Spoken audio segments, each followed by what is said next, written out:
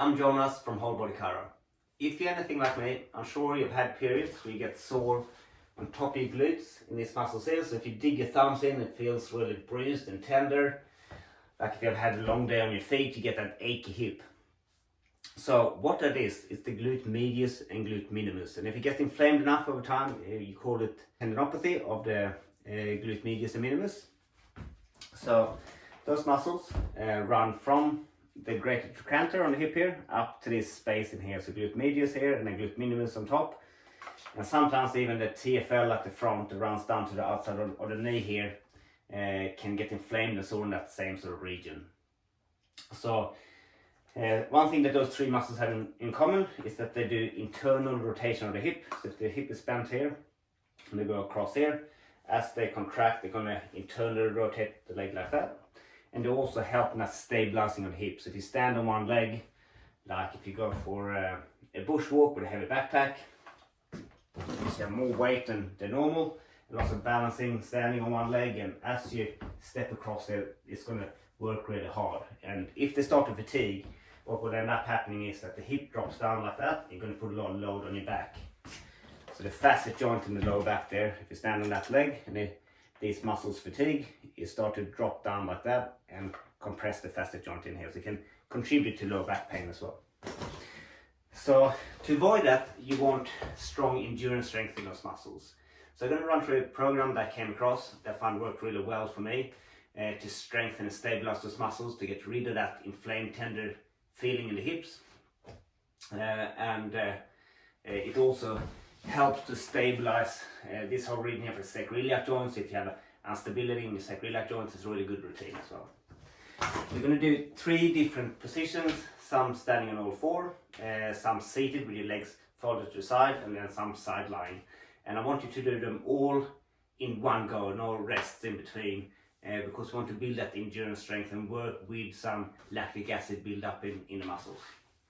So for the first ones, we're doing the fire hydrant, just on all 4 like this, starting with clockwise rotations like this. If you get a big click or pop and it's uncomfortable, you can do half circles as well, just like this. Either way, you do 10 of them.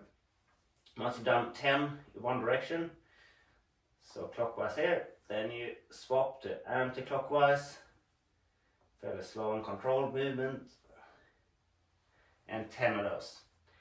Finally, you do 10 lifts straight out to the side, so abduction, contracting both my left and my right glute here to drive the knees apart. So another 10 of those. Then we're moving on straight away to the seated ones. So sitting with your knees folded off to the side like this. This heel touching that knee, and then from here I'm going to tap the opposite heel to that heel. So just like this. Dip. If I'm leaning back more, it makes it easier. If I'm sitting more upright, it becomes harder. Can even do it without hand support, it makes it quite hard as well.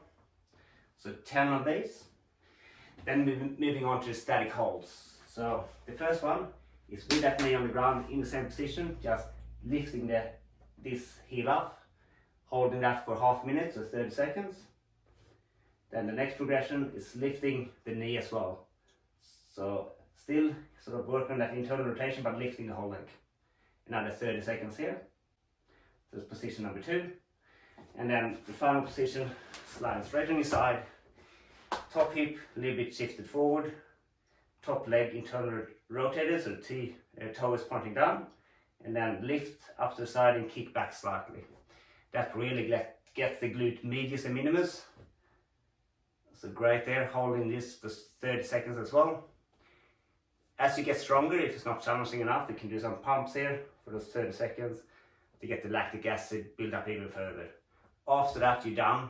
You can give it a quick stretch. So just stretch the glutes here, knee to opposite shoulder. You can do a pigeon stretch, just sort of falling down over the leg here. And once you stretch it out, move on to do the whole routine on the other side. I found this routine great to build that endurance strength, get rid of this achiness and tightness in the hip, and just feel really centered, stable and strong around your hips. So try it out and good luck.